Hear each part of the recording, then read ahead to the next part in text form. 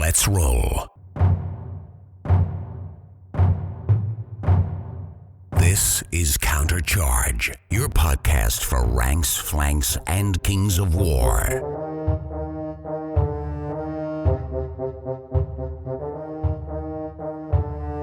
Join your hosts as they delve into the world of Panithor and bring you worldwide coverage of all things Kings of War. Welcome to Countercharge. I'm Paul Collins. And I'm Matt Croger. Thank you for joining us for our Twilight Kin 4th edition preview. Paul's been kind enough to give up his time to join me. I'm keeping it to just the two of us, given it's a bit of a preview. We mostly need to talk about what's changed, given that it's going to be a little difficult to predict what will be really good or not in this new edition. But we can talk a few theories. I'll apologise if I sound a bit nasally. Just been hit by a cold this afternoon and can't breathe through the nose. And I managed to get a quick 20-minute shut-eye before joining Paul on. So fell asleep early. But was a bit panicked when I woke up. Thought I might have missed it. But I didn't, thankfully. But what we might start with is a bit of a hobby catch-up. Paul, have you been hobbying? What's the impending 4th been doing to your hobby?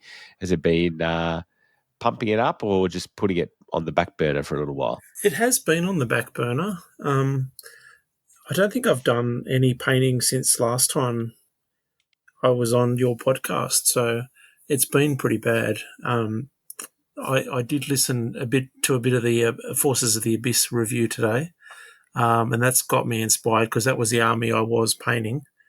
So it'd be good to get those figures out again and get some more paint on them, but I can't report that I've got any done lately. So that's for sure. Yeah, I think that's the case for a lot of people. It's a bit hard to know where to put your efforts, particularly when we know that some of the changes in terms of the shake-up are significant, right? Particularly like list building. You don't want to just put a whole bunch of effort into painting stuff that you theoretically might not run in a couple of weeks' time. No, for sure. And I think if you've got 6 hordes of abyssal berserkers sitting on your shelf, you might be a bit disappointed. Yeah, or sitting on a winning masters table like Mr. Luke Schaefer this weekend. Well, yeah. Yeah, I don't think there'll be too much disappointment from him currently, though. Yeah, I've already told him we'll get him on an episode, and I'm going to title it "Even Bridesmaids Can Come First Sometimes." But congratulations to Luke, who's our new Australian master. For myself, I've actually been dabbling in some salamanders, getting them back out, getting some ceremonial guard painted, and I'm printing up some epic. And I was finally reading the rules for epic today, and it's funny that comparing it to what 4th edition is doing for Kings, in some ways there's little bits of the opposite, like their characters are dirt cheap compared to in Kings, where they're in 4th edition they look like they're going to be quite expensive. So it's interesting to see where there's similarities in a list building structure, but then some differences too. Yeah, you didn't back epic at all, did you? I did. Oh, you did? Yeah. I've also got an epic army sitting here that I'm not painting, so I've got a lot to be proud of at the moment. It's right next to my firefight army that I haven't painted. So I'm not going very well. Actually, that's not true. I've painted half of the firefight army. So, and we know, I think, did you come in on the Clash update to Twilight Kin, or you were on the army review for Twilight Kin, were you? I can't remember. We had you on for something. I know because you're a big proponent of, how overpowered the Twilight Kin were. Yeah, I'm in Jeremy's camp there. No, I was most recently on the Ratkin Slaves review. It wasn't Twilight Kin. That's right. Yeah, that's right. Yeah. All right. Well, we might not roll straight into it. And, I guess if we think about, we'll talk about the commands first, which so far in some of the previews seem to be replacing some of the special rules. And we know that the Twilight Kin special rules previously were basically having everything, right? So that was their flavour. That was their flavour. You're not their special rules. Yeah. I'm going to do my best this episode to see if I can get Paul to bite, but he's a very calm man. I don't think it's likely that I'm going to achieve my outcome. But with the commands, I'll take the first one and you can take the second, Paul. But the first one is Fear the Darkness on a 5+, which is interesting because most of them I think I've been hearing at a 4+. And so Fear the Darkness gives the unit the Dread special rule. That's a pretty nifty rule, I reckon. It's not a bad not a bad rule to represent some flavour, I think. I agree. It was just ported straight over from the old one. It was called something else, but you could give a unit Dread. Feared, it was called in the old version. And the other one is called Flesh Hooks, which is also a 5+. Units with the Dark Kin trait only. While an enemy unit is engaged with one or more units that have this order active on them, it cannot withdraw and loses 1d6 attacks, or 1d3 if it's a hero, to a minimum of 1. Roll before any other bonuses or modifiers are applied. This lasts until the start of the units with the order next turn. Yeah, interesting. Yeah, it is interesting. We'll have to go through and look at which ones are the Dark Kin trait. But it, from what I can see, it would also stack with like Ensnare. So when we get to the, can't remember what they're called, the dudes that have Ensnare, they could also take away some attacks because they're definitely Dark Elves. You can take away some attacks from the enemy of the Ensnarers. Yeah, which again, I like this rule in terms of, embodying a bit of flavour, I think. So, I think they've done well there. And we haven't really seen one like this, I don't think. So I think that's a very interesting command. And it replaces the command order Void Sacrifice, which was the removing 2 points of damage from a Cronepound unit. Yeah, I can't say I ever got that command off. So I think Flesh Hooks is definitely a better command than that one. And I think overall 2 reasonably powerful rules, which is probably why we're seeing them on a 5+. Because I think from what we've been through that commands will be a champion gets 2 dice, a warlord gets 3, and so the target number is the number you're looking to roll on those dice. And you would only have to get 1 to be a success. Yeah, so you're probably a pretty good chance of getting it off with the warlord. Yeah. And most of the time you'd get it off with a champion, but not all the time. Yeah. Yeah, absolutely. Unless there's something we haven't seen that modifies that. I don't know. I guess if you can do it with, can you use the same command with 2 different champions? Yeah, this is what I'm not sure of at the moment, and I'm also not sure if we're still going to have a list of generic commands. So there's a few things there yet to be known. I haven't seen the full command section, so yeah, I have this feeling that you might be able to use the same one, but each warlord or champion can probably only cast or have a go at one command, but maybe it would be able to be repeated, but I'm not quite sure. Yeah, it'd be interesting when that's revealed. I guess that'll happen when the new rules come out, won't it? Yeah, absolutely. Which hopefully we're only a couple of weeks away. I don't think they've got a firm date for Companion, but it'll all depend on when those books are shipping. And so then we had some community questions about this episode. So Paul Kirby, some armies seem to have very few unlocks. How are they going to make variations to be able to have different army themes? Feels like Twilight Kin could struggle with this. Well, the first thing I've seen in the in reading over, there are a couple of characters who change up the list building structure, aren't there, Paul? That seems to be the main way they're going to do it. Yeah. No, that's exactly it. I would agree with that. Yeah, and as we'll see shortly, there are 3 core options. I mean, they're variations on stock standard troops, but I don't think the unlock problem seems to be a standout problem for Twilight Kin versus some of the other armies we've heard about so far. Just that maybe, Paul's alluding to the themes. Maybe there's not enough theme variation in those core, but I think some of the characters will give that. Yeah, it's a tough one. I mean, they've got to balance both law and competitive power of armies. So I guess the spoilers, Twilight elves are actually going to unlock here. Yeah. But, you can't just have elite troops being your basic unlocks. You've got to have some sort of, and this is like from Mantic Direct, you've got to have some sort of basic troop type as your core troops, right? You can't just have elite troops. Yeah, actually, it's a little sidetrack as I'm interested in your take on the list building side. As you are someone who didn't mind engaging a little bit of tinned ham in their list building. How do you feel about the shake up to list building? I mean, some of them I think are still going to be possible, but just maybe not with the. I still think that it'll be possible to spam some types of units, but not necessarily like the large infantry characters that go around them. Yeah, well, it sounds like Night Stalkers might be able to have butchers as core troops, unless I read that wrong.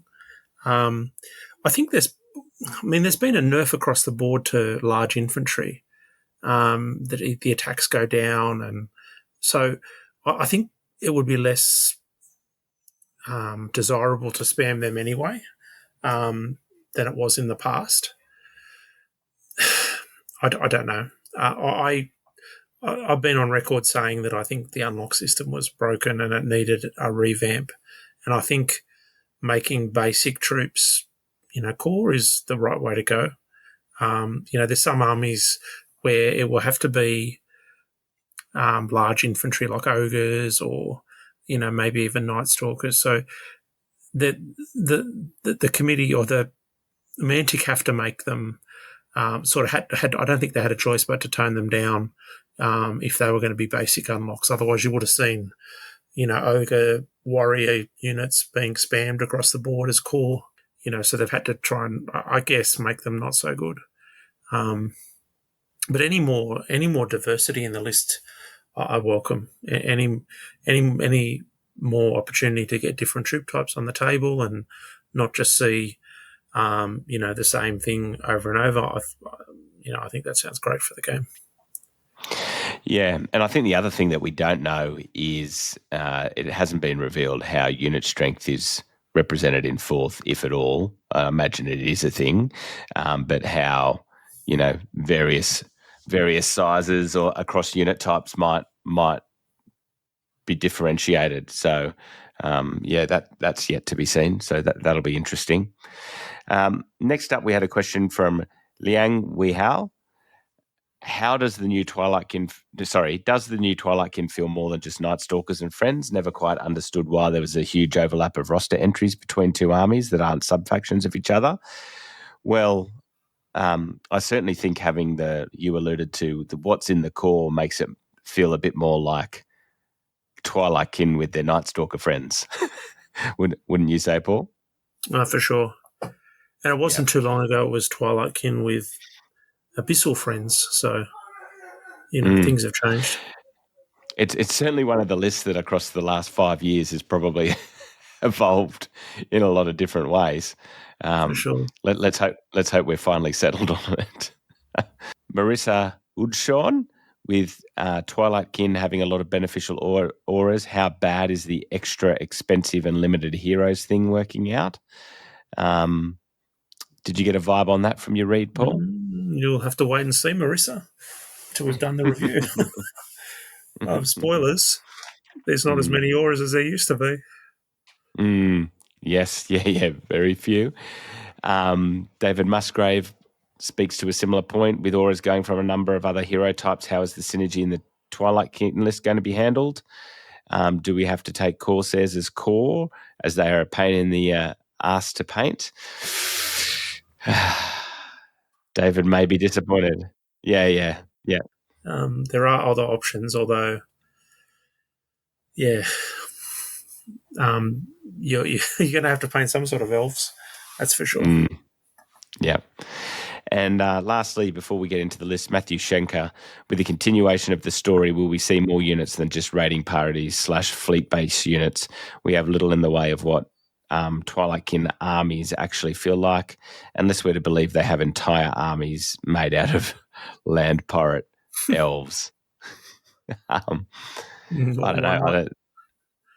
Yeah, the sorry, what was that? Vikings, the historical Yeah. Vikings were, just seafaring pirates. So, Yeah. why can't the Twilight Kin be that? Well, and I think the Night Stalker elements don't feel necessarily very raiding towards me, seafaring raiders. No, they're very much on that, void part of the element. Before we take a brief break, I could only determine, I think, when I was doing comparison, one unit that's not in the list anymore, and that was the Void Touched Weaver. Yeah, the only other one that I saw was the what do you call it? The formation, but that's not really a unit. Oh yes, the formation. Yep. Yeah. Mm-hmm. No, so they've done reasonably well compared to some in terms of what's been left out. But yeah, all right. So with that, we'll take a brief break, and we'll be back with our unit by unit breakdown in comparison to what is and what was. This is Skullface. You're listening to Countercharge. And welcome back. So we've got a couple of questions straight up from Sterling. What's core and are we required to take Corsairs? And Steve Evans from my big question is, have they done enough to encourage people to actually use Corsairs? So let's answer those questions now, Paul, with what we've got in core. I'll take the first one. So first up, we have the Corsair Voidwalkers, which are infantry.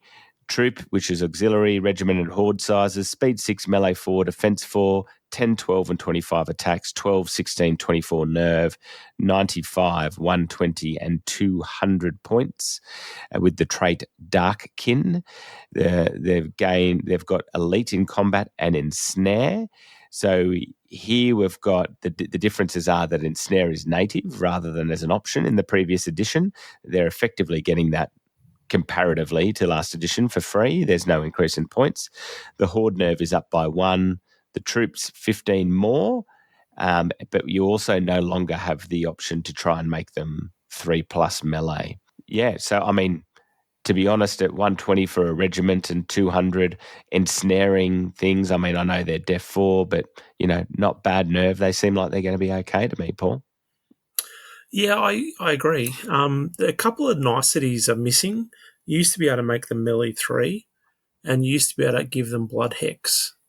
But I think they're very solid. They've got the Dark Kin keyword. So this is the unit I was alluding to earlier. You could, as these are ensnaring, you could also do the flesh hooks command on them. So a horde of these with, ensnare and the flesh hooks is going to be very hard to take down in combat. Other people have spoken about the shooting changes, but I think it's now impossible to route a unit from shooting. I might have that wrong. But there's no way that I can see, aside from taking a library spell, to make these stealthy. You used to be able to use Lathael Bleakheart, was that her name? Yeah. To make units stealthy. But these guys will be on their own, or girls, as the case may be. But I think this is a solid old unit. It's a good anvil. It's elite, so 25 attacks on a 4 with elite, not terrible. So the next one is Fleet Wardens. So they come in troops, which are auxiliaries, regiments, and hordes. They're speed 6, melee 4, defense 4. The attacks are 12, 15, 30 respectively, so you can see the increase for phalanx. Their nerve 12, 16, 24, and their points are 110, 140, 235. These are also Dark Kin, and they've got CS1 Elite for combat only and phalanx. I think these are very, very solid. I know people didn't want to take Corsair Fleet Wardens. In my opinion, this is the best of the core units, or maybe a combination of these and the Void Walkers. Now, the changes are the Horde's nerve has gone up by 1. The troops have increased by 15. The regiment has gone down by 5. And the Horde has gone down by 10. so 235, it's a little bit more expensive, but with CS1 and Phalanx and Elite, these are harder hitting than the other ones. They can also benefit from the Flesh Hooks command. So again, you can combo the Phalanx against Cavalry with the Flesh Hooks, making them harder to take down against the right opponents.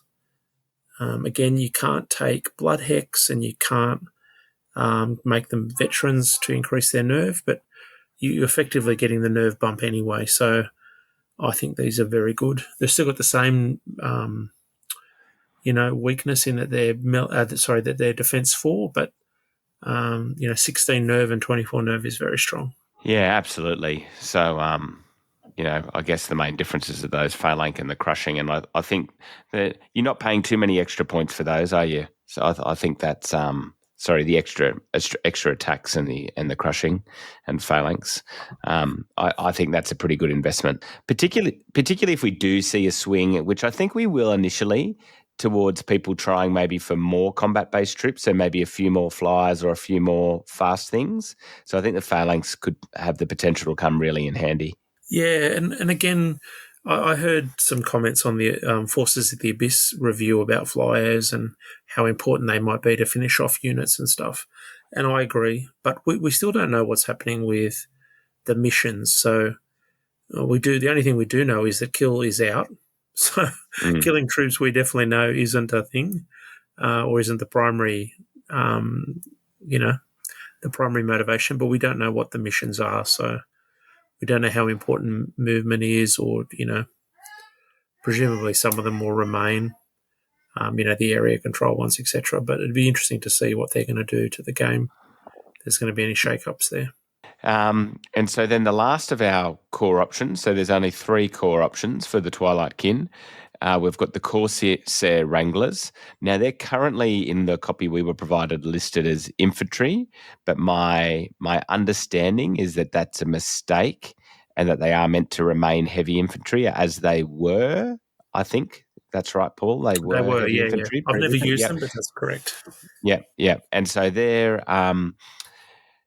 come in a troop and regiment size. Troop is auxiliary. Speed 7, melee 4, defense 4, attack 7 and 14, nerves 13 and 16. Points 135 and 205 with the Dark Kin trait, so also a target for those commands. Crushing 1, stealthy, elite combat. And then for some reason, I'm not sure why their shooting's not just listed in their profile in terms of the shoot score, but they've got the Unleashed Tormentors 9 inches, shoot 4+, frostbite, and piercing 1. You and I spoke off air. We don't technically know what frostbite is, though. I'm assuming it's going to be frozen. So I think that basically remains the same. The changes are the trooper up by 35, the regiment's up by 55. And like I said, we confirmed it is most likely heavy infantry. I mean, those points changes are fairly significant, but I think one of the things for that is because that shooter 4, if they haven't moved, it's going to 3. And, even though it's only 7 and 14 attacks, hitting on 3s with piercing 1's pretty tasty. Yeah, although this is a unit I think you would rather have steady aim than have the +1 for remaining stationary with only a 9-inch range. I think something had to be done about Corsair Wranglers, especially if they're going to be core. I think they were too strong before. My gut feel is 55 points is probably more of a nerf than they needed. But they did need a knock on the head, so we'll wait and see. As Mantic have said, they'll modify the points as we go along. So presumably they've tested it and found out that they're way better than they should be for the points. Yeah, I mean 2-0. They got stealthy. They got a lot of special rules, so I wouldn't mind betting that. That's what's made them spit out of the new calculator is fairly expensive. But 205 for a regiment, I mean, not knowing what unit strength it is, but it does seem like a lot, doesn't it? It does. They were unit strength 2, I think, before. I could be wrong. I don't remember. I know they were 2. I don't know. Maybe we're just going to see some sort of generic, unit strength across the board rather than a unit by unit one. That's my guess. Otherwise, I think it would have been included in their profile. That's that. I think a similar thing. That's the only answer I can think of. I will say though that unlocking, I mean, we haven't seen the other lists, right? But unlocking core slots with 200-point units is going to be expensive, especially if people are playing 2,000 points. There's a lot of expensive stuff in the Twilight Kin, so I think these are going to be flavour rather than spam. If you take 6 units of these, that's over 1,200 points. Anyway. Yeah, I think you're right. But most people will probably be thinking of them more as if they were taking up a specialist spot, right? Because they're expensive. Like, you're really going to need to do some unlocking with the cheaper stuff, I think. Which is why we might still end up seeing some people leaning towards Void Walkers over Fleet Wardens if they're looking for that efficiency and points just to get their other toys on the table. Yeah, I agree. And I think a combination of the two might be a good option as well. Exactly. Sorry. And I do like, no, it's all good. I do like across the lists, there's subtlety. I assume like a lot of the hordes have got cheaper. I'm not sure if anyone's picked up on that yet, but even if it's not by much, but I think they had to probably look towards incentivizing that a little bit more. Otherwise, you'll just have people using regiments all the time to unlock, and you wouldn't see hordes on the table as much if they left them at too expensive to their regiment counterparts. Yeah, I agree. And I mean, it's been telegraphed for a while that the game needs infantry to be better and more competitive and more taken. So it makes sense for there to be the changes in line with that. Yeah, the main thing that I'm not sure about on the equation front so far is my initial vibe is that a lot of the troops now feel too expensive, particularly when they've got the punishment of being auxiliary anyway. I feel like there's maybe too little an incentive to have a few troops on the table in a lot of these lists. Yeah, I think they've taken a conservative approach here, like putting Wranglers up by 50 points or more than 50 points seems very conservative, and I think they've done the same thing with Auxilia. I don't think they want people to spam them. The last thing they want is sort of 4 or 6 regiments of core troops and then 6 Auxilia troops. Yeah. Troops. Yeah. 6 troops. So I think they've taken a conservative line on that. Mm. Yeah, so that does the course. So only 3 options, so that is reasonably light, although I think from memory the Forces of Abyss were down to 3 as well. So there is a fair bit in the others. So unless you take one of the characters, you are being incentivized to take some of those Corsair variants. So like it or not, you're probably going to have to, people will have to build and paint some. So let's roll into the specialist section now. And the first one we've got here is the Void-Touched Mutants. Now, these are the berserkery ones that hit like a ton of bricks. I think you've punched me a couple of times with these on UB, Paul, and in 3.5, and they did a lot of damage on the charge. So these guys are heavy infantry, troop and regiment forms. There's no, interestingly, in the specialist section, I can't see any troops as we go down that are auxiliary. So they don't get quite the same treatment as core. So the troop and regiment, speed 7, melee 3, defense 4, 10 and 20 attacks, nerves 13 and 17, points 120 and 190. Special rules of elite combat, thunderous 2 and wild charge D3. So the changes here are the troop attacks are down by 5. The troop points are down by 30. And the regiment is, I wrote 3, but it must be down by 30. And it's lost Strider, which overall I think, I don't know, seems to be probably maybe overall less impactful than they were in 3.5, even with a points drop. Yeah, they've gone down 35, the regiment.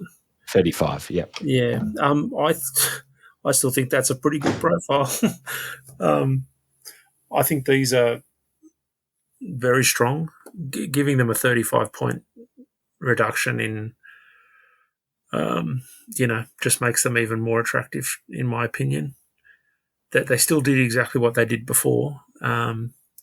You can't charge through a wood without a penalty, and they do have thunder charge. So I guess thunder charge has changed. You lose all of it now if you're hindered, don't you? Yes, but with the extra pivot, it should be slightly easier to avoid terrain. But if your opponent's positioned well, they can force you to be hindered when you're lining up, I guess. So yeah, that is potentially impactful. But I still think good players will make these work. Making them sub 200, that's my jam. So yeah, I love this. I've got a couple of units painted up, so I'll certainly be using them. I think the other negative that they had was that they had that big nerve gap, and it felt like you always had to have an item on them. So they used to be 14, 17 in the regiment. You don't have that anymore. You just got a nerve value of 17. So they've sort of lost that negative. Yeah, that's a good point. I don't mind the troops at 120 points with 10 attacks either. It's still only defense 4, so obviously you have to be a little bit careful with them. But nerve 13 is not too bad, particularly with shooting as it is now. Now with you can't be wavered you can't be routed, but you can be wavered if you're devastated. So it'd still take a fair bit of shooting or a couple of units shooting at it to get it there. I'd consider the troop in this. It's at that right price point. Like the troops, if we contrast this to the Wranglers, the troops were 135. These are only 120.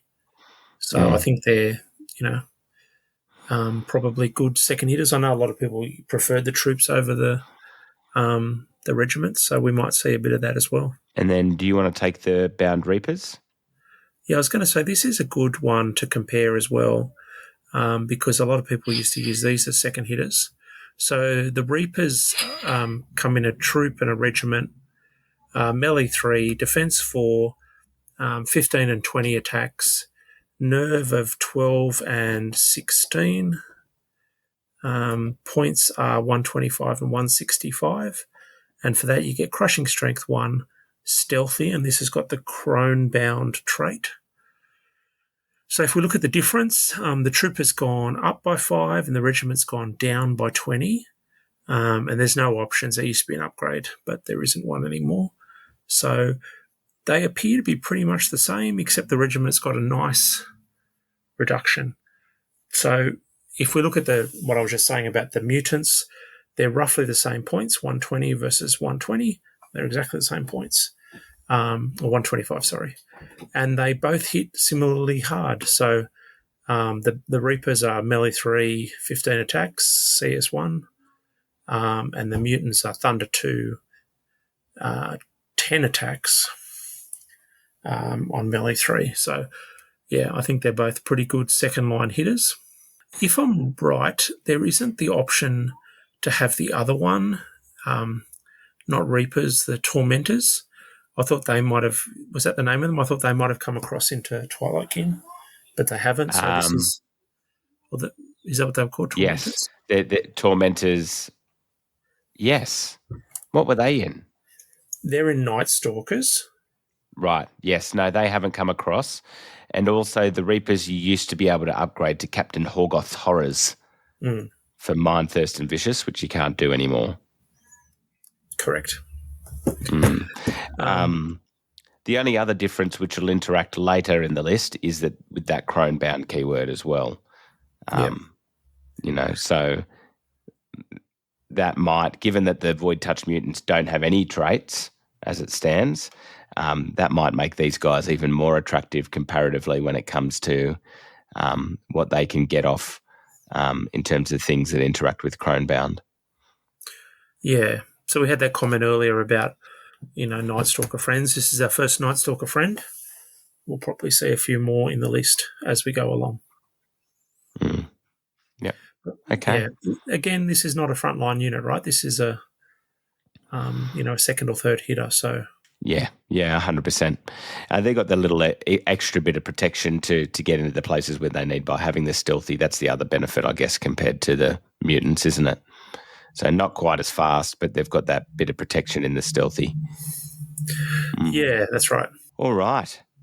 Next up, we have the Bound Butchers, which are large infantry, troop and regiment with the new naming convention. Speed 6, melee 4, defense 5, 8 and 16 attacks, 15 plus nerve and 18 plus, 135 and 185 points, Crone-bound trait, crushing 2, retaliate, and stealthy. So the changes here, they've got as you alluded to earlier, Paul, the large infantry treatment with the decrease in attacks. The troop is up by 15 points and the regiment is down by 15. The retaliate is basically the new fury, which, I quite like. Retaliate, to be honest, particularly on a resilient horde. And yeah, I mean, I don't think these guys have really suffered for the change. The regiment getting cheaper is very nice. And I don't think the troop has gone up by too much, particularly when it's nerve 15 at def 5 to really harm their chances significantly of being seen on the table. What's your read on these, Paul? Yeah, I've used Butchers both in Twilight Kin and Night Stalkers. I think they were a really good, solid frontline unit, more of an anvil than a hammer. And I think the one complaint or the one aspect of them was that they didn't do a ton of damage. Like 18 attacks on a 4 with Crush 2, like that's really swingy and it's not a lot of damage. They do even less damage now. So, if you're going to use a few units of them, you're going to need to have something else that's going to dish out the damage. There is another option coming up in a minute. But a lot of the synergy of recovering wounds, we're not there yet, but the Twilight Kin have lost a lot of synergy in recovering wounds, which is one of the things that made the Butchers really good. They had that high nerve of 18, and when you could take wounds off via heal and via the Navigator's ability, that was really solid. You could keep these in the fight for a while, so they've lost a lot of that sustainability. But we'll come back to that in a minute. But there's nothing wrong with a Butcher. I think they're really solid. So Ravagers are also large infantry. They come in troops and regiments. Speed 6, melee 4, shoot 4, defense 4, 8 and 16 attacks, 15 and 18 nerve, 140 and 215 points. So they're slightly more expensive than the Butchers. They've also got the Crone-bound keyword. They've got Crush 1, stealthy, and the Void Cannon, which is 12-inch range, piercing 1. So the shoot is still 4. That hasn't changed. And the regiment has come down 15 points. So they were expensive at 230 before. They're now 215. I think they're even more attractive than they used to be. They have got a short range, so getting them to 12 inches to start shooting without steady aim is more difficult, but, they'll be shooting on a 3+ if you can get them within 12 inches. Which is pretty incredible. I think I wrote in the changes there, shoot remain at 4+! If someone's silly enough to move into range, I think there's a good chance that someone gets punished, particularly if you've got a couple of them, I guess. And I think this is a good unit to look at for troops because they're not expensive, 140 points. They're hard to kill. They've got a nerve of 15. They're stealthy, so people aren't going to shoot them off. And most units are not more units than before won't be moving and charging 12 inches.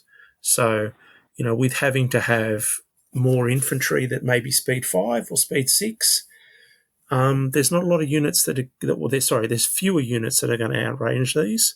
So, in my opinion, it's likely you'll get a shot off before something's able to charge you. And if you can do that with, say, 2 units, then that you could really do some damage. No, I definitely agree. I think the troops are more attractive than they were in what we just had. That's for sure. I think they're more attractive now. Yep, agree. All right, on to the Bound Phantoms, which are infantry, troop and regiment sizes, speed 10, melee 4, defense 4, attacks 12 and 15, nerve 12 and 16, points 120 and 150, crone bound, special rules fly and stealthy. So their changes are no nimble, but pretty much everything's lost nimble, it seems, in the game. The troops up by 20 and the regiment down by 5. Yeah, I don't think the trip going up by 20 is an overly big punishment. I think with the stealthy, these guys still look pretty good as some board control. I think they've still got their role to play in the list. Yeah, and just because they've gone up 20 doesn't mean they can't do the same role. You've just got to pay a few more points for it. They were, if not a must-take, they were very, very close to a must-take before. I still think they're really important. We'll see what happens with missions and whatever, but I think you wouldn't be leaving home without a unit or 2, in my opinion, because they do something that nothing else in the list does, aside from maybe a big dragon, but that's a little bit harder to get on the table than it used to be. So I think some sort of mobile flying unit is very desirable. And I think even with 20 points, I'd be taking some. Yeah, and you mean in terms of that, the fact that it's speed 10 and you don't really have that. Yeah, and fly. Absolutely. So you can, fly over the line and plonk yourself down in front of a unit or score a late objective or, hit something in the flank from 20 inches away. They're very good. No, I totally agree with you there. And then the next one? Yeah, you take them. Yep. Okay, Void Skiffs. They're chariots. They only come in one size, which is a regiment. Speed 7, melee 4, defense 4, 16 attacks. Nerve is 16. They're 155, and they've got the Dark Kin keyword. So that's very, very similar to what it used to be. They can purchase the harpoons, which are effectively the same as they were, except they're shoot 5. I believe they'll shoot 4, but I could be wrong. Do I need to look that up? They were ranged 4 before. They're now shoot 5. 8 attacks with the broadside rule and piercing 1. The big change is that's now 30 points. It used to be 10 points. So definitely not as attractive. The unit itself has got brutal 1, elite for combat, fly, and thunderous charge 2. So that's the same as it was before. So really the big difference is it's had a 5-point reduction, but the harpoons are significantly more expensive. I don't think the harpoons are necessary. They're very hard to use. And at 155 points, the Void Skiffs are pretty good. They don't have access to Blood Hex anymore. But, they're a flying unit that is brutal and can do quite a bit of damage. So I think they're really solid. I really love a 150-point odd unit, and I think these serve a role really well. They can fly over the top of things into combat. They're faster than most things. They've got brutal, so if you can combo charge with something, you're going to do some damage. I don't know that I'd be spamming them, but a unit or 2 of these I think are very handy, and especially with the Dark Kin trait. They're a little bit easier to keep alive. What do you think? I totally agree with you. I think that combination of fly, height, and the changes to how things move with that extra pivot means it should be pretty difficult for you to not get them where you want them to be in terms of doubling with a charge. So I think that's great.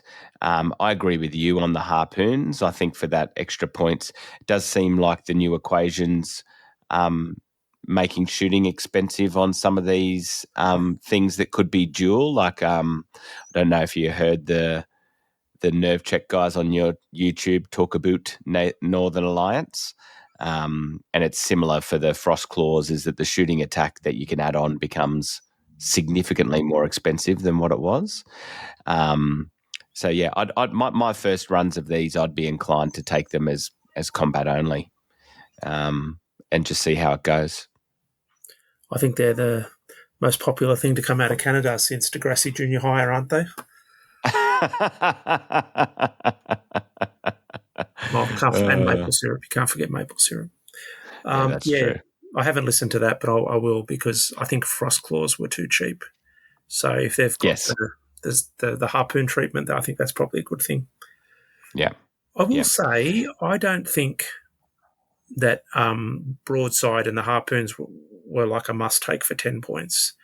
So I think 30 points seems excessive, especially when you can't spam void skiffs anymore. I don't know. I think we've gone a little bit cautious here again, in my opinion, but I haven't played a game, so what do I know? Yeah. No, I'm inclined to agree, particularly with some changes to shooting. So, the only other thing, and we don't know what, and we'll never know, what went through the calculator pure or what might have got a subjective touch at the end. But I wonder, particularly in this list, even though shooting's been toned down, whether there's some, arbitrary fear that like some of the combined shooting that has access to 3+ can still be pretty overwhelming, I think, if you built a list a specific way. Overwhelming, but maybe not overpowered, I'm not sure. But, I agree that they seem to be on the conservative end with this. And maybe so, but not only has this got a 30-point price tag on it, it's also gone to range 5, or shoot 5, sorry. Yeah. So, it's never going to be overpowered. That's true. So with that, let's take a brief break and we'll be back with the support units and heroes. I'm Mark Barber. I sound like a villain from the original Star Wars trilogy, and you're listening to Countercharge. And welcome back. So we're up to the support section of the list now. So these, of course, you have to unlock by having any combination of 2 core or 2 specialists. So that could be 1 core and 1 specialist gets you 1 support unit, or 2 core gets you 1 support unit, or 2 specialists gets you 1 support unit, if I have that correct. So it's not like you, depending on what else is your list, they're not super hard to unlock, but you're unlikely to see, heaps of the same type of this category in one list, I think. And so first up, we've got the Impalers, who are the monstrous infantry, troop and regiment sizes under the new naming. Speed 5, melee 3, defense 4, 8 and 16 attacks, 14, 17 nerve, 175 and 245 points, big shield, crushing 2, elite in combat, and fearless, which is relevant to not only shooting but also things like withdraw moves, which is interesting, and post-combat. So the changes here are they got the large infantry treatment with attacks. The troop is up by 40. The regiment is down by 20. They're gaining an extra crushing strength to go with the going to crushing 2. Got no traits. They've also got no wild charge, but they gain fearless. So it's an interesting combination of changes there, Paul. I mean, defense 6 isn't. Yep, sorry, you go. Can I just correct you? Matt, they've actually gone up 20 rather than down 20. Oh, they've gone up 20. Okay, no, sorry. Yeah, so they're more. They're both options are more expensive. Yep, no, sorry. So my notes were incorrect there. So it is an interesting. Thanks. It is an interesting combination of changes. The kind of swap of the no wild charge for fearless. These guys, I think the wild charge was there in the previous version because so much of the rest of the list was faster. It allowed them to somewhat keep up. I'm personally not quite sure what to make of the changes. I don't feel like my gut feeling is I don't think I'd be putting troops on the table. I know you loved a good impaler though, Paul. So, what are your thoughts? The first event I took them to, I had 3 units of impalers. I think they're really solid. Defense. What used to be dash 17 is now 17 nerve and defense 6 is very strong to get, very tough to get through. I haven't sat down and done the numbers. They used to do about 7 or 8 wounds. They now do 10, about the same, 6 or 7 wounds, because they've now got CS2 with Elite. So I don't think the number of attacks has hurt them greatly. They're still melee 3, so I don't know either. I think the significant thing is they've gone up, nearly 10% in cost, and they've lost wild charge. So I was talking a minute ago about, the 12-inch thing and shooters being able to shoot at 12 inches. Well, these guys won't be able to interfere with that. And a lot of stuff will be outranging them. The rest of the Twilight Kin army is faster than this unit. So the wild charge used to keep them somewhat in the game, but the mutants can go potentially 17 inches in a charge, and these things can only go 10. The void skiffs can go 14. The normal infantry go 12 in a charge. So, I don't know. They're significantly slower. I don't know how big an impediment that would be. My guess is that it will probably be enough to make them more difficult to use. But, they're a solid unit. Yeah, I think like in that horde, they're probably still going to be a really good investment of points in terms of that, because of that defense 6 from Big Shield. We're yet to see how prevalent defense 6 is. And the fearless means that they're just going to keep walking forward regardless of what happens in shooting. So that's somewhat protective. And maybe the big shield. Certainly when I'd played against them previously, the defense 6, with the stealthy not quite as prevalent as what it was, there's going to be other shooting targets. So I think it's probably a good deterrent from shooting. But because it has to be unlocked with combinations of 2 of the other things, I think that's the other thing that makes the troop look too expensive for me. Am I going to spend 175 points on something that only has the 8 attacks when I've got very limited support slots to unlock? Unless you do something with a character that we'll see later, maybe then, but it feels like a lot of points for that 8 attacks, even though that could certainly play a role. I think we saw a lot of Impaler, what is now a troop, before, because they were effectively, free to unlock. You could put so many of them in the list without any effort. Now they're both more expensive and more difficult to get in the list. I don't think they're as attractive. I will say this is the first thing we've seen with CS2. So, the skiffs and the mutants are both thunderous too. So, obviously that's, easier to mitigate with terrain. The only other unit we've seen was the Wranglers, I think, and the Fleet Wardens that are crushing 1. These are crushing 2 and Elite. So if you're trying to design a list that can take on all comers, and as you said, we haven't seen how much D6 there is, but this is one of those units that can open a defense 6 unit. So, maybe that is a reason to keep it in the list, even if it's smaller. It's something to deal with, defense 5 and defense 6 opponents. Yeah, and David Musgrave did ask, having just built 3 more regiments of Impalers, is there a way to actually use them? I still think you could get your 3 regiments, when he says regiments, I know he would be speaking regiments, wouldn't he? He'd be talking about the now troops. Yeah.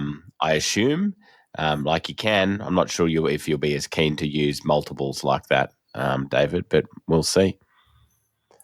Paul, over to you. Oh, sorry, you go. We don't have all the pieces yet. No. We're building the jigsaw without the border. We don't know what's coming. Hardest way to do it. Yeah. Okay, one of my personal favourites, bound soul flayers. These are large cavalry. They only come in troops, which used to be called a regiment. They're speed 8, melee 3. They don't shoot. They've got a defence of 4, 12 attacks, nerve of 15, 180 points.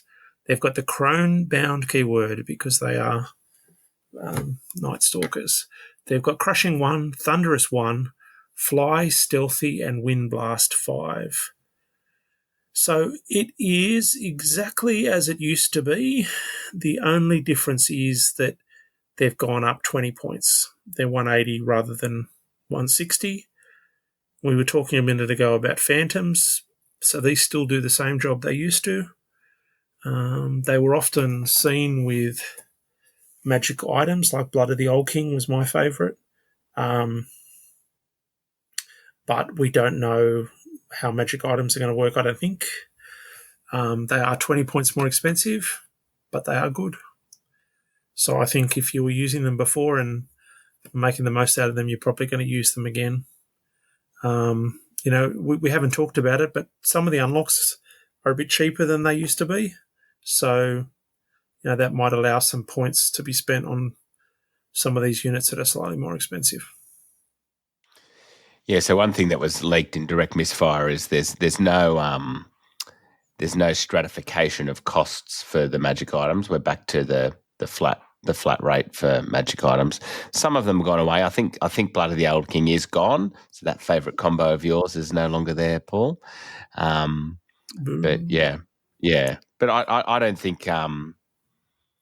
Again, if you're looking for board control, I think these are still going to be a really good option, even at 20 points more expensive. Having the bit of shooting protection from the stealthy, protecting with some phantoms if you need to run some cover. I still think they're going to be a great option, and Wind Blast is always a cheeky option. Yeah, we haven't seen what that does, but presumably it did what it did before. It was good before. I will say, I always used to compare and contrast these with the Void Skiffs. So the Void Skiffs are now significantly cheaper than these. They do slightly different things. So these are slightly faster, and they've got CS1. But, the Void Skiffs do have more attacks, albeit on a 4, but they are elite. So it's certainly worth having a look at the two different units. They're not the same, but they are similar. I was going to say maybe their Wind Blast becomes a different option now, right? That maybe it becomes the partially how do you keep your impalers in the game, by wind blasting stuff out of range of charging them. So maybe they have to be used in a slightly different way now. And Raphael used to do that with her in Thrall, but we'll get to her. She's grown a few since then. Absolutely. Okay. So next up, we have something that's changed significantly, which is the Bound Mind Screech. Now, this also has a limit of 2, and from memory, that refers to per battalion. So it is a monster. Speed 6, melee 4, defense 4, attacks 5, nerve 15, 160, crone bound, fly, stealthy, and then this is part of the change is that we don't have options anymore of types. It just comes with Drain Life 6, Lightning Bolt 6, and Wind Blast 6. So, the changes are the limitations, the no options, no nimble. And so the big difference in the no options is that there's no straight heal option. You've got the Drain Life, but, Radiance of Life and Heal are gone in favour of that. And it has gone up by 10 points. I still very much like this as a versatile spellcaster. I don't think there's been much harm done here. I know people will not like some of the changes because it changes what they were doing with it, but I still like this, and I think Drain Life in this Twilight Kin list to peel back a bit of damage, I think is a very good very good spell. Yeah, this is my sort of unit. Roughly 150 points, does more than one thing, scores. Well, presumably it's going to score. We'll wait and see. I really like this unit. In the past, you could only have one planar apparition, so you had one Mind Screech that could heal. You've now got two, and they've got between them Lightning Bolt 12 if that's the route you want to go down. So you could be, lightning bolting, and then at the end of the game, drain lifing. Drain life 6 is not to be sneezed at. And you've got Wind Blast. So if you didn't want to take Soul Flayers, you can take this thing which both shoots, heals, and Wind Blasts. So lots of options for endgame. I think it's probably worth the 10 points. I really like this. Yeah, I'm similar to you. I'm looking at that and going, I probably want to try and get 2 in. Yeah, the 2 in for the battalion, because I think at the 2,000 points we'll probably just be seeing one battalion. In the vast majority of armies is my feeling, and then it's probably only I don't know. Might have to get to 2,500 before you're comfortably thinking about 2, because by the time you're at 2 battalions to unlock anything, you need to have 6 core units, which is a lot. Not so much in some armies, but yeah. No, I'd be immediately, that jumps off the page as probably being the first thing that we've talked about in the support so far that kind of go, I'd try and take 2. Yeah, and if I've got the unlock thing right, say you take 4 core, and you can then take 4. Is it called? No, what is it? It's not support. What's the other Specialist? one? You take 4 specialists, and that lets you have 4 support. You're correct. Yep. Yeah, so you could have, for example, 2 units of Impalers and 2 units of Mind Screechers, or 2 units of Soul Flayers and 2 units of Mind Screechers. Yep. That doesn't sound very hard to do. So, No. I mean, we need to look at all the points, but I think that's quite achievable. So having 2 Mind Screechers in a list wouldn't be that hard to unlock. No, absolutely not. Okay, the next one is a Bound Terror. It's also limited to 2 per battalion. It's a Titan. This one has a size. Have we seen sizes? Yeah. So the size for like monsters and Titans just says 1 now, rather than anything else. But it's speed 6, melee 3, defense 4, 12 attacks, 18 nerve, 235 points. For that, you get Crushing 1, Ensnare, Fearless, Rampage 8, Regeneration 4, Stealthy, and Strider. So the key changes are you can only have 2 of them in a battalion. The nerve has gone down 1, so it used to be 18, 19. It's just 18 now. And you gain Fearless. This is one of the few units I've seen so far with Strider. So, that's handy. These things are tanks if you can get them in the right spot. But it appears to be just what it used to be before. Same points, same abilities. It's just gone down 1 nerve. So if you like these before, you'll probably like them now. Yeah, it's gained Fearless.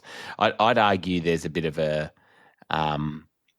stealth gain there in the Rampage 8, given that we're pretty much guaranteed to see much more infantry on the table now. So, that's probably what stands out to me as liking that, and that combination with Ensnare, like you said, can be quite tanky if then you've backed up with a couple of Mind Screechers, Drain Lifing. I think there's some good little combos there. Yeah, you're not going to keep wounds on this for very long with Regen 4 and Drain Life around, that's for sure. And, not cheap at 235, so I think that it's less likely to have 2. I mean, if you're at that closer to 2,000 points level, there's, the better part of 500 points gone. So, yeah. Yep. I think its main pain is speed 6, right?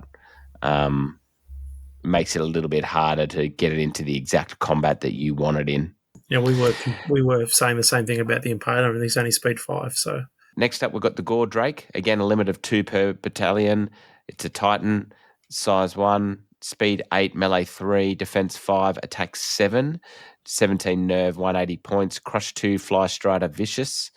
So the changes are it's actually 10 points cheaper.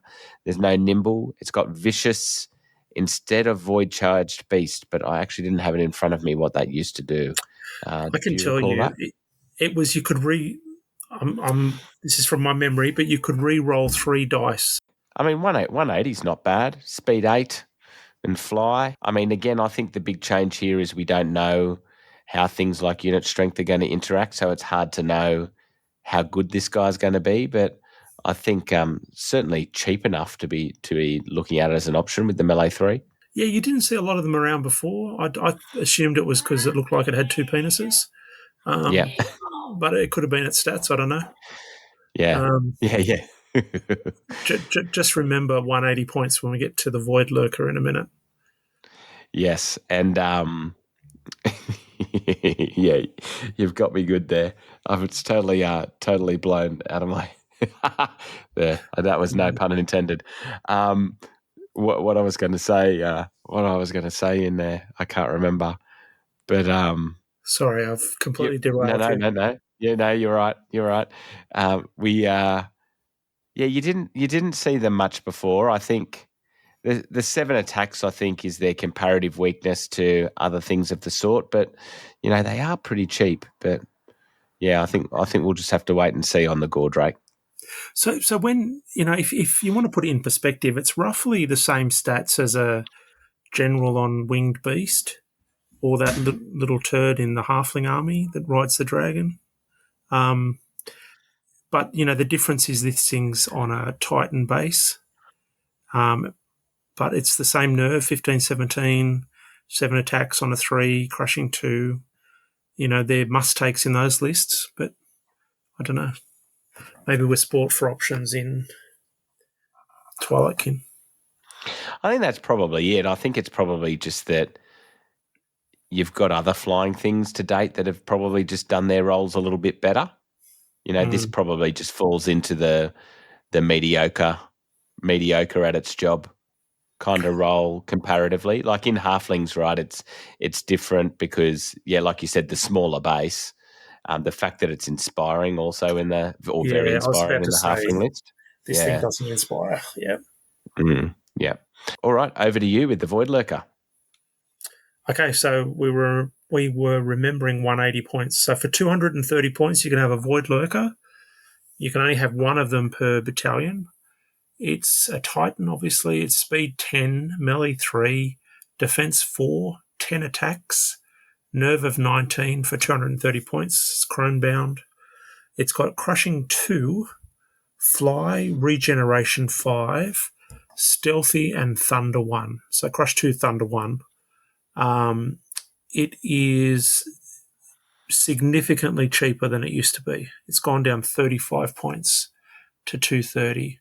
So it's now sort of 50 points more expensive than that last dragon we looked at. And for that, you get more speed. It's speed 10. You get more attacks. It's gone up to 10. You get more nerve. You get extra thunderous charge. You get regeneration. You get stealthy. The other one had stealthy. So you don't have vicious. But I think that if you're looking to spend that sort of point on a dragon, you're probably taking a Void Lurker, in my opinion. I agree totally. And the only other thing you miss out on is there's no inspiring option now. Sure. What just stood out to me as you were reading it then is when I read the Bound Terror, it is the only bound unit that doesn't have the Crone Bound trait. So I'm not sure if that's an error or whether for some reason they thought something. I guess they thought maybe the Ensnare and Regen 4 plus. Oh no, but sorry, it's not Dark Kin, so it's not a target of the command ones, right? I was going to say, did they find that too powerful? But I don't think it can be a target of the command. It's more for something else. So I'm just not sure why it doesn't have the Crone Bound special rule, the Terror before. Don't know. Maybe they thought 7 special rules was enough. Yeah, potentially. But yeah, otherwise, totally agree. I think the only reason to downgrade would be for points in my mind. Yeah, and you can only have one. So if you want, double dragon, you're going to have one of the lot lower ones. Yes, yeah. Start with one big worm and downgrade to double. Yeah. Right. Shall we roll in straight into the champions? For sure. So starting with the Navigator with a limit of 2 per battalion, hero infantry, speed 6, melee 4, defense 4, 1 attack, 11 nerve, 100 points, individual very inspiring. Special ruler, a savage. In the movement phase, choose a friendly unit with the Dark Kin trait within 12 units of this unit. It gains the vicious combat special rule until the end of the turn. So that's some of the touch of the old auras there without having all the options. It is 40 points more than what it used to be. Melee 4, very inspiring. And it has the savage special rule instead of legacy.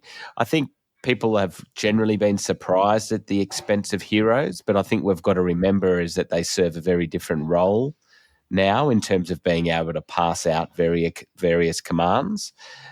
So I think that's probably why. And also we don't know how they interact with objective claiming or anything like that. So potentially there's a role there, which is why they need to be more expensive. I think in the way the list building is changed, anything that has very inspiring, on the off chance because they're expensive that we're potentially taking less inspiring choices than what we used to.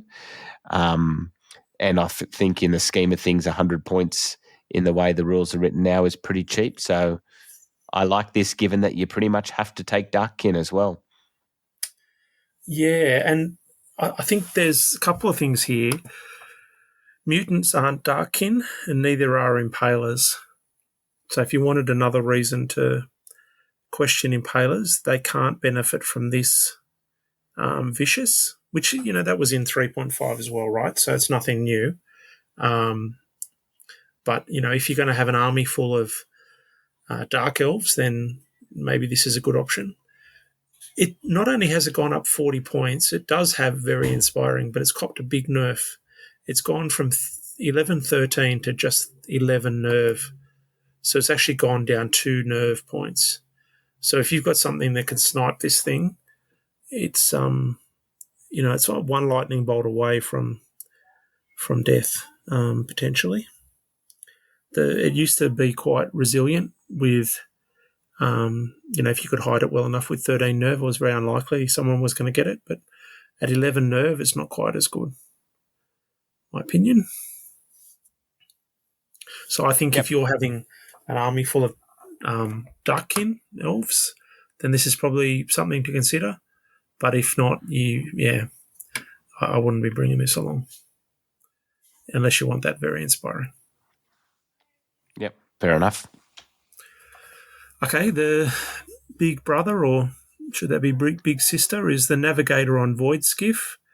You can have 2 of these, just like the Footbound or the Foot Slogger one. This is a chariot, so it's speed 7, melee 4, shoot 4, defense 4, 5 attacks, nerve of 14 for 150 points. Excuse me. For that, you get Fly, Thunder 2, very inspiring. You get Deck Harpoons with 4 attacks, broadside. And as I said, they shoot 4, not shoot 5. And the special rule is Savage. So again, you can choose a Dark Kin trait unit within 12 inch, and it gains the Vicious Combat Special rule. So it's the same thing, but it's on a Void Skiff.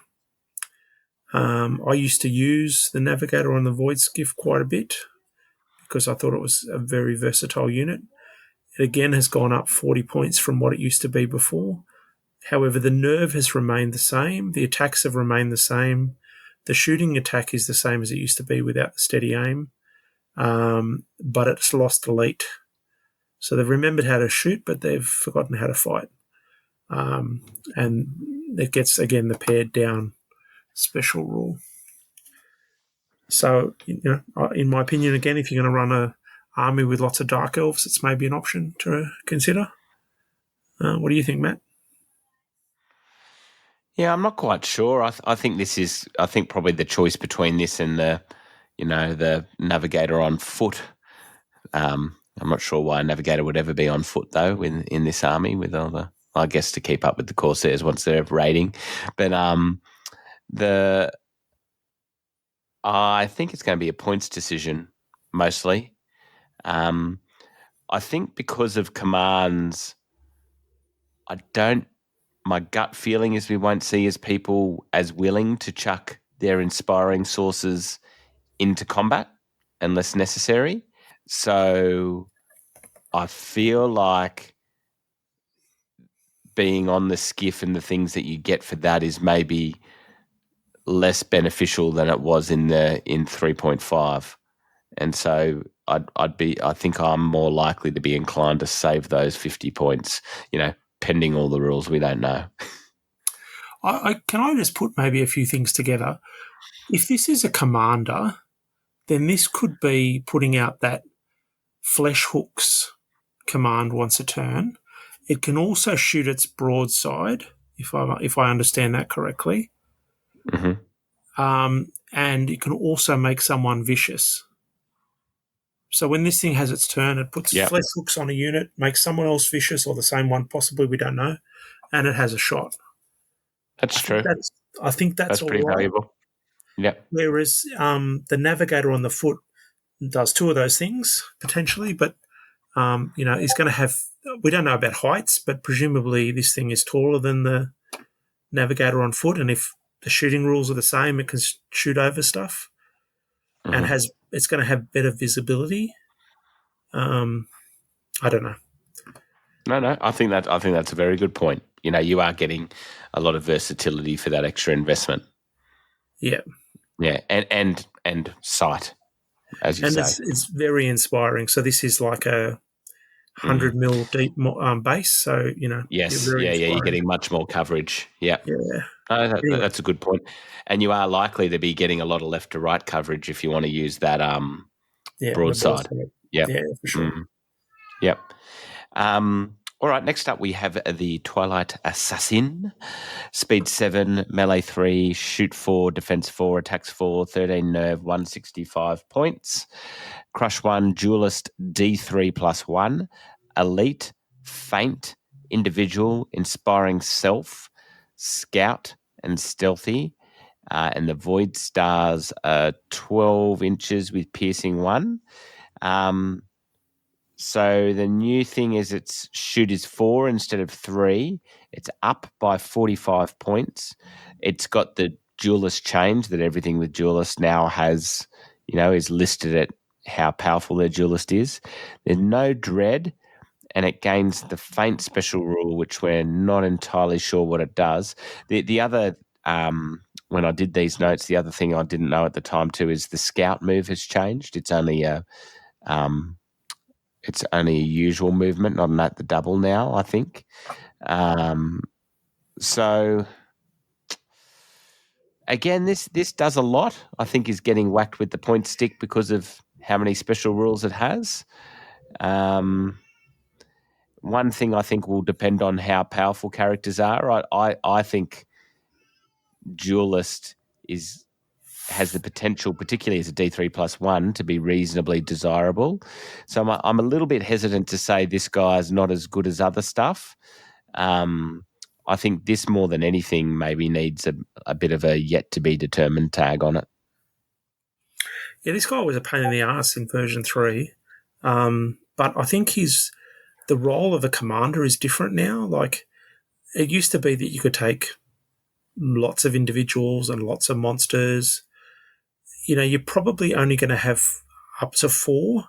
So this guy doesn't inspire anyone except himself. He's probably going to be off being a pest. So I think he's going to be harder, it's going to be harder than it used to be to fit this in the list. And it's also gone up 45 points. So if you do want it, you're sort of accepting that you've got a non-inspiring commander who's probably going to be off by itself. So I'm not sure this is as good as it used to be. And as you say, there's a lot of uncertainties here about the rules. What does duelist work against? Is it still individual, or is it any hero? Do we know that? No, no, we don't. Yeah, so I think, and I'd like to see what Feint does. It used to have something called Fell Blades, which made it was similar to weakness. If it took a hit, it sort of copped a pseudo weakness. So maybe that's the same thing. I don't know. I think from memory, I can't remember exactly the rule, but I think feint interacts with the new withdraw rule in some way. Yep, and maybe which way they can be facing, but I can't quite remember. I agree. You're right. I think out of all the assassins, the Twilight Kin in the current edition was one of the better ones. Yeah. Last tournament I played, I had poor Chris Harper. He had his assassin go 5, I think, or 6 rounds with a single troop of gargoyles. Neither could get away from each other, and the gargoyles kept regenning, and left both of us very frustrated. I think he wavered them about 3 times or something, and it couldn't take anything down itself, but certainly had a lot of nuisance value. Yeah, played right, it's a real pest. So, time will tell, as you say. Someone will make it work. With a few very inspirings around, maybe you only need 2 or 3. Maybe you can afford for this to be a bit of a Lone Ranger. I might do the next one because I quite like them. Okay, Summon a Crone. You can only have 2, not 3. They are Hero Infantry, Speed 6, Melee 5, Defense 4, 1 attack. None of this is important. 13 Nerve. They're a spellcaster. So the options are you can put them on a Shadow Mare, increasing to speed 9 and changing them to cavalry, 15 points. They can have a range of options: Bane Chant 3 for 30, Enthrall 5 for 35, Hex 3 for 25, Weakness 4, you'd never take that, 35, or Wind Blast 5 for 35. They're individual, inspiring, yielding. And their new special rule is Essence of the Blood Shrine. So the Enthrall, Hex, Weakness, and Wind Blast spells do damage as per normal, in addition to their other effects. So this is the same rule with different words, but basically their spells do damage without piercing, except for Bane Chant. I think this is largely the same as it used to be. It's gone up, though, 35 points.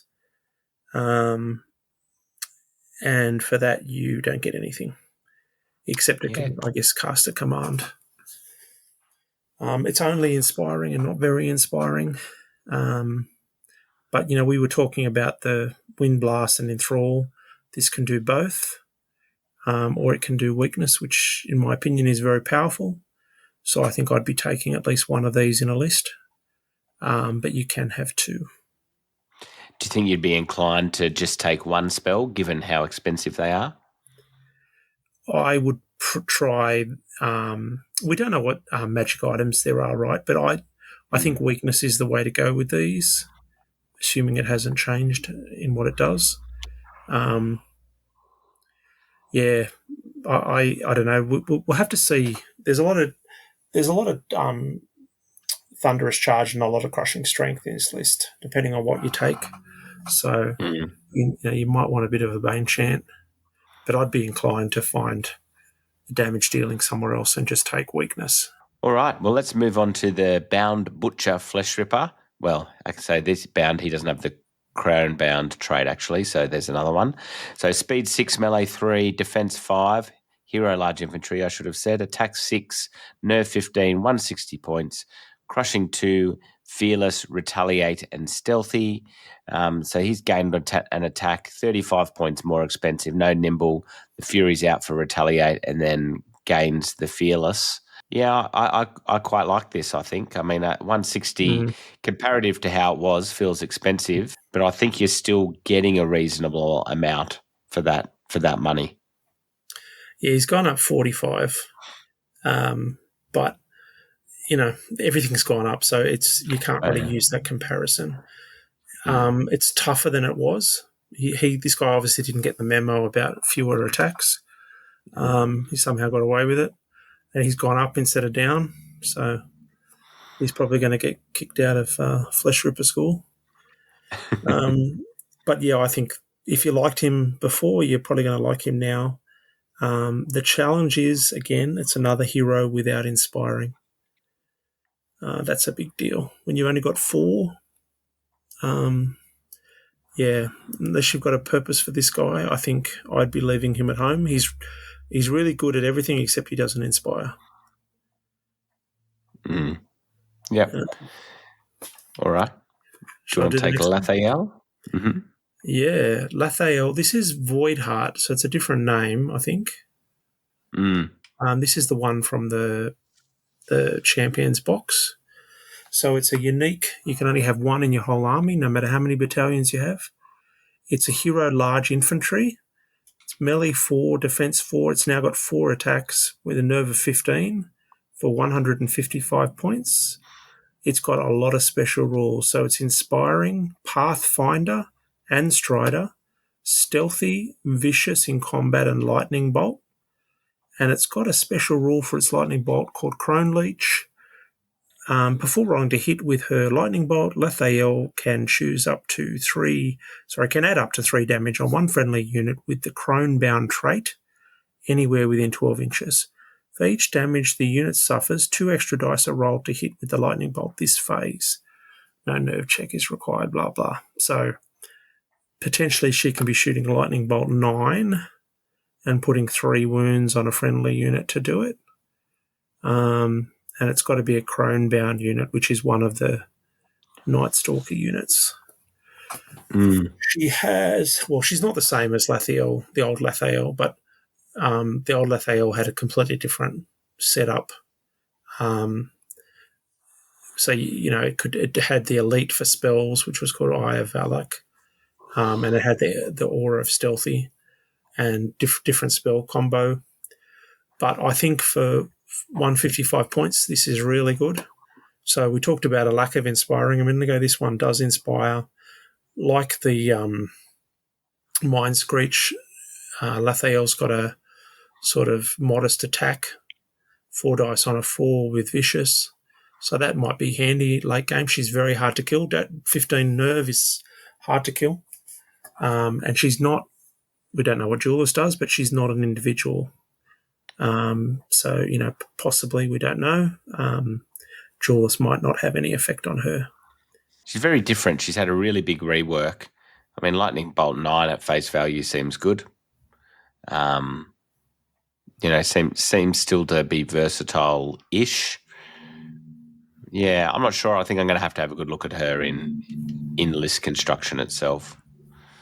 All right.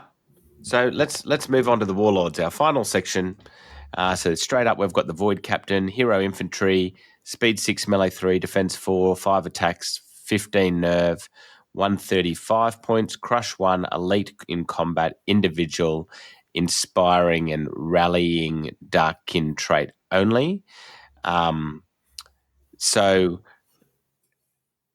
the changes first. So he's gained an attack, gained nerve, 55 points more, and loses Mighty, and there's the rallying used to be Corsair only, and now it's Dark Kin only, so it's basically the same.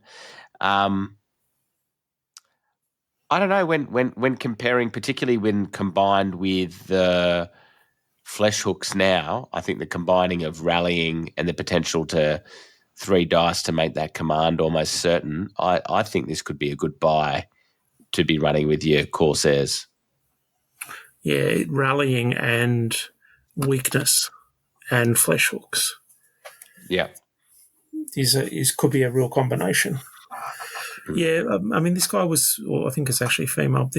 She was good before. Everything's gone up in points.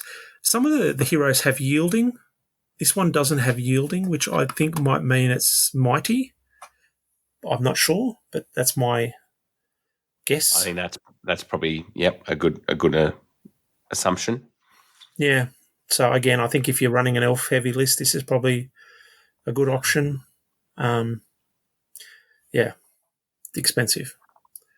Okay, the next one is the Void Captain on a boat. So Captain on Void Skiff, it's a chariot, speed 7, melee 3, shoot 4, defense 4, 7 attacks, nerve 17 for 190 points. So for that you get Crush 1, Elite in Combat, Inspiring, Thunder 1, and a broadside attack. So that would be 7 dice. And it's shoot 4. This one has remembered how to shoot. And it's got an additional special rule. So units of Corsair Void Skiffs in this battalion are core choices. So if you wanted to spam Void Skiffs, you can take a captain on a Void Skiff and take as many as you like. I think if that's what you wanted to do, then I would take a captain on a Void Skiff. Nothing wrong with it. It's quite a lot of points. So it's gone up only 5 points, but it was, in my opinion, too expensive before. So it hasn't felt the full effect of version 4 characters getting more expensive. What do you think, Matt? Well, one other thing there that I'm not entirely sure whether it's a mistake or not, but I think this has got a very heavy bottom boat because there's no fly special rule. I'm gonna assume that's a mistake because it would seem a little silly otherwise, and particularly at the points. So I think it's probably a mistake. I think the points make this as less attractive as an all-rounder compared to the Navigator on the Void Skiff. I think points efficiency makes this one lose out for me, even though you gain a few extra attacks and things. It doesn't do anything for your army apart from inspire, and that you take skiffs as core choices. Yeah. So I think it's a very, very particular use case, isn't it? Yeah, for sure. I mean, it's got good stats, right? Even just for the points. Yeah, it's certainly not bad. Yeah. You park this thing 18 inches away and you've got 7 dice on a 3 to shoot, piercing 1. But yeah, it's expensive. Like you said earlier, you're paying for all the options. Yeah. So I think our next one will be David Musgrave will want to hear about. So with all those regiments of Impalers. So the Impaler Soulbane. So hero monstrous infantry. Speed 5, melee 3, def 4, 9 attacks, 15 nerve, 165 points, crushing 2, elite in combat, fearless, inspiring, wild charge D3, and units of Impalers in this battalion are specialist choices, so they get to move up a category. The changes are he's up by 15 points, gains fearless, and the Impalers are specialist and still like the entry level guys, no wild charge. I think he's got wild charge. Oh, he does have wild charge. Sorry, he still has wild charge. Unlike the Impaler variants, is what I meant. Sorry. I think if you compare this to something like the Flesh Ripper, what you're getting for 5 extra points, like I know that you're losing a bit of speed, but you get the wild charge. You can potentially change up your list construction if you want. And the 9 attacks, like I think this guy is good. He doesn't have the shield. No big shield. Yeah, actually. He doesn't have the shield. He didn't have the shield in the last version. This is the model from, it's a Restic model. I've got one. It's from the other board game. It's a bit smaller. Dungeon Saga? Yeah. It's not like the plastic ones. This guy was good before. I think he's good now. By version 4 hero status, he's probably had a points drop. He's only gone up 15, whereas they've all sort of gone up much more than that, haven't they? Yeah. But, he's defense 4. In a world where shooting is less impactful, that's probably less of a concern. I like this guy. I think I'd take him over a Butcher Flesh Ripper because of the inspiring. Yeah. Yeah. No, I do agree. And obviously, as you said, if you want to take Impalers as specialists, this is the guy to take. Okay, the next one is another Soulbane, but this time on a Nightmare.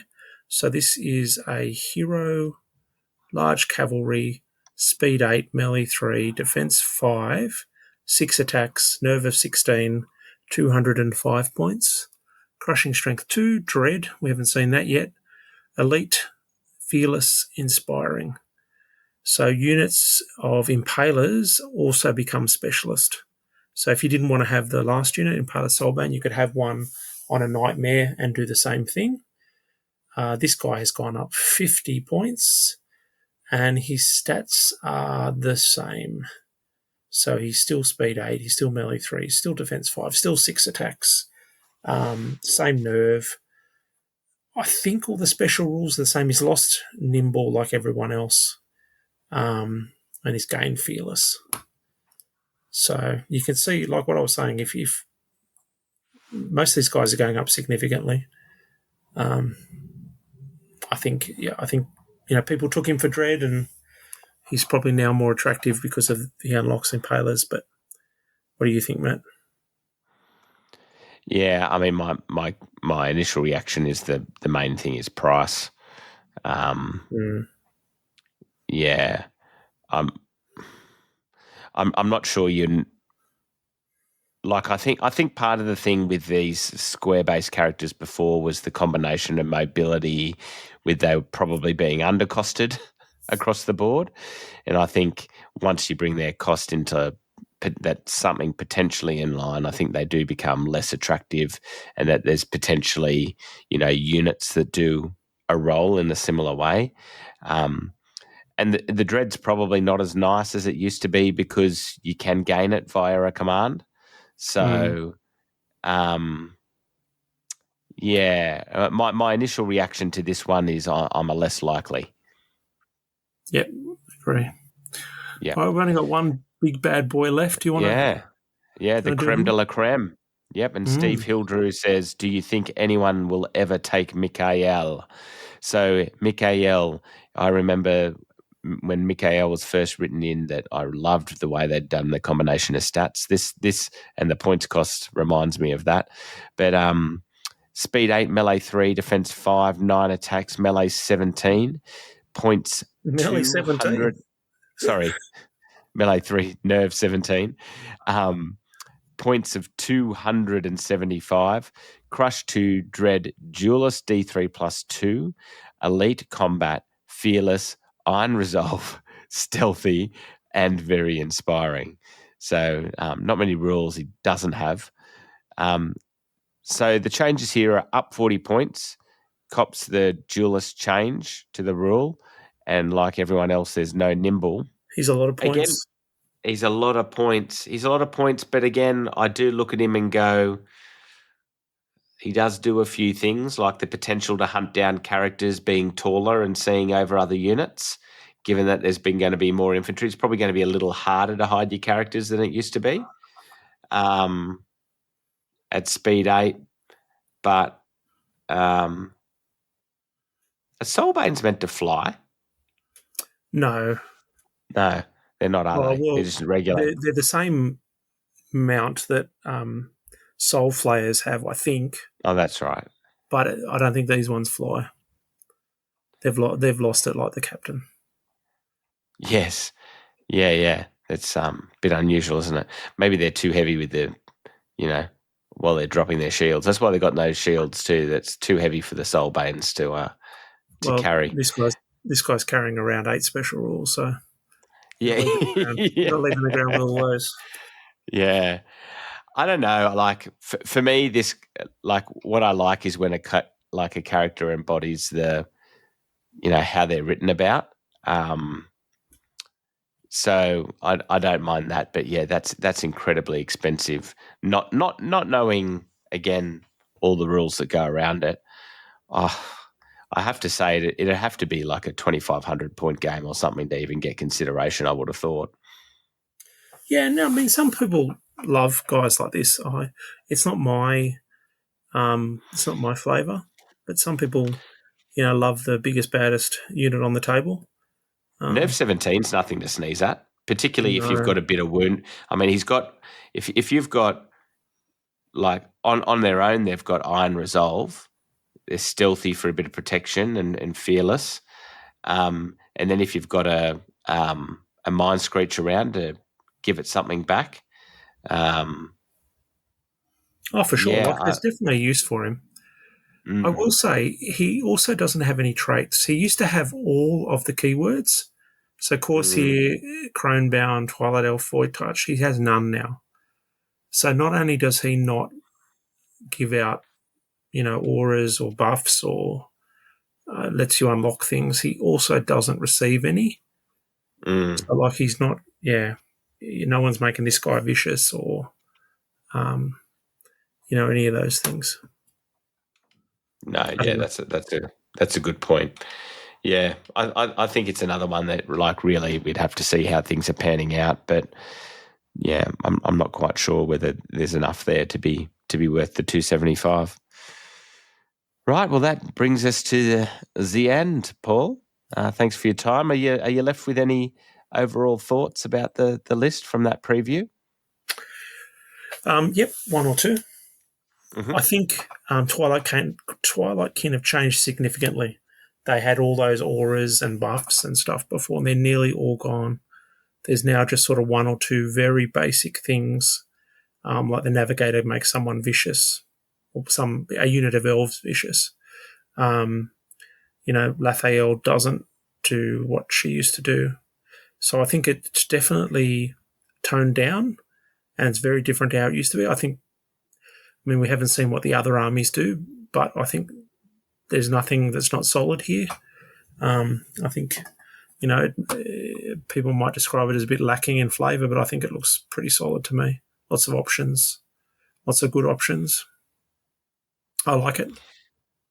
Yeah, I agree. I think it's been a little bit better in being able to retain some of the flavour that was intended, but in just a different way. I think they've done better than some of the main army books in terms of what they've been given from what I've seen. But, I think they still do okay. And it does feel like, I don't know, from what I've been listening to so far, I feel like where we might have got to a point with the way they've written the list is that there's a fewer number of inferior options in list building. Certainly in this, it just feels like, you can make a case for almost everything, which I think is a good thing because that will play into what we touched on at the start with the army building. Is it probably leads us to seeing a bit of variety on the table. And I think we did that. We found a use for every unit. Like, we've talked about how you might use impalers and what they might do. We talked about what you might do with, the two other core options. So I don't think there's any duds. Like you say, there's no duds in there. No duds, all studs. That's it. Yeah. Yeah. All right. Well, we might wrap it up there. Thanks again for your time, Paul. I hope everyone enjoyed that preview. I think we caveated it enough, Paul, of that, there's plenty in there that we don't understand yet. So, our take the opinions on advisement and until everyone sees everything. But yeah, hope you enjoyed it. And until next time, keep countercharging. Thanks for listening. And we'll see you next time on Countercharge. Please let us know what you thought of the show by emailing us at counterchargepodcast@gmail.com, on Twitter @countercharge15, or by commenting on the Countercharge Kings of War podcast Facebook group. If you enjoy the show, you can help others find out about it by leaving positive reviews on iTunes. Until next time, keep countercharging. Music is a composition of Kevin MacLeod and is licensed under Creative Commons.